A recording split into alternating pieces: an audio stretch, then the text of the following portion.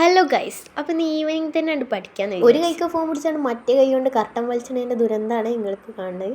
കർട്ടനൊക്കെ പൊന്തിച്ചു, പക്ഷെ ജനാലാണ് തുറക്കാൻ ഞാൻ സുഖം ഉണ്ടാവില്ല. അതുകൊണ്ട് ഞാൻ എൻ്റെ ജനാലാണ് തുറന്നത്. അപ്പോൾ എന്നാ വ്യൂ. അപ്പോൾ ഞാൻ കിടന്നതിന് പുതപ്പൊക്കെ ഉണ്ട് മടക്കി വെച്ചാണ്ട് ഞാൻ പഠിച്ചാനാണ്ട് കുത്തിറങ്ങി. അപ്പോൾ ഇതാണ് എൻ്റെ ബാഗ്. നല്ല ചൊറുക്കില്ല കാണാൻ, ബ്ലാക്ക് ആൻഡ് വൈറ്റ്. പറഞ്ഞതിലൊരു മിസ്റ്റേക്ക് ഉണ്ട്, പഠിക്കാനല്ല എഴുതാനാണ് ഇരിക്കുന്നത്. ഞാൻ ഇവിടെ തപ്പണ ബയോളജി നോട്ടാണേ.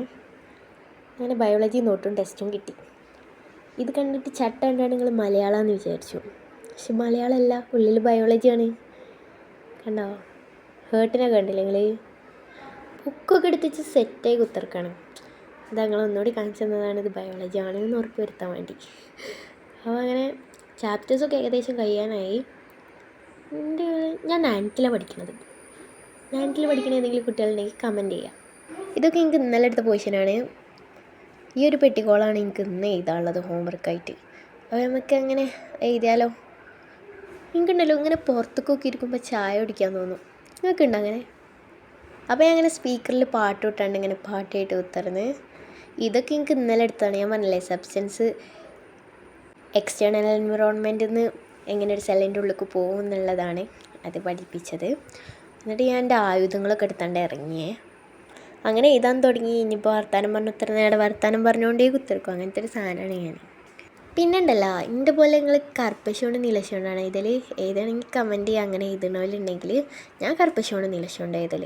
കർപ്പശോണ്ട് ഹെഡിങ് എഴുതും, ക്വസ്റ്റ്യൻ എഴുതും, എന്നിട്ട് നീലശോണ്ട് ഉത്തരം എഴുതും. അങ്ങനെ സാധാരണ എഴുതൽ. ഇപ്പോൾ ഉണ്ടല്ലോ ഓസ്മോസിസ് എഴുതിയത് അത് കർപ്പശോണ്ട്. ഇനി ഉത്തരം എഴുതണ നീലശോണ്ട് കാര്യം ഞാൻ പറഞ്ഞില്ലേ. അങ്ങനെ തന്നെ ശീലിച്ചുകൊണ്ട് പിന്നെ ഇനിയിപ്പോൾ മാറ്റാൻ വയ്യാം. എന്തോ ഒരു മഷോണ്ട് മാത്രം എഴുതിയാൽ വൃത്തിയില്ല എന്ന് തോന്നും. എൻ്റെ എഴുത്തിൻ്റെ ഗുണം കണ്ടില്ലെങ്കിൽ എന്ത് ചെറുക്കാലേ കാണാൻ. നിങ്ങൾ വിചാരിച്ചിട്ടുണ്ടാവും ഒറ്റയടിക്ക് കഴിഞ്ഞതാന്ന് എഴുതിയാണ്ട്. ഗൈസ്, അങ്ങനെ എഴുതി കഴിഞ്ഞു എന്നാണ് പറയാൻ. എന്നാൽ ആകെ ഒരു ഹോംവർക്കേ ഉള്ളൂ. അതുകൊണ്ട് പിന്നെ സീനില്ല, ബയോളജി മാത്രമേ ഉള്ളൂ. പിന്നെ ഞാൻ എൻ്റെ ആയുധങ്ങളൊക്കെ എടുത്താണ്ട് അതിൻ്റെ ഉള്ളിലേക്ക് ഇട്ടിട്ടുണ്ട്. അതാ പെൻസിൽ കുടുങ്ങിയതാണ്. എഴുതി കഴിഞ്ഞപ്പോൾ പൈക്കുണ്ടോ എന്നൊരു സംശയം വന്നത്. അപ്പം ഞാൻ ബാഗിലുണ്ടായിന് ഫിൽറ്റേഴ്സിൻ്റെ അടുത്ത് പൊളിച്ച്. ഇങ്ങനെ കുത്തിറന്ന് തിന്നാൽ നല്ല ടേസ്റ്റാണ്.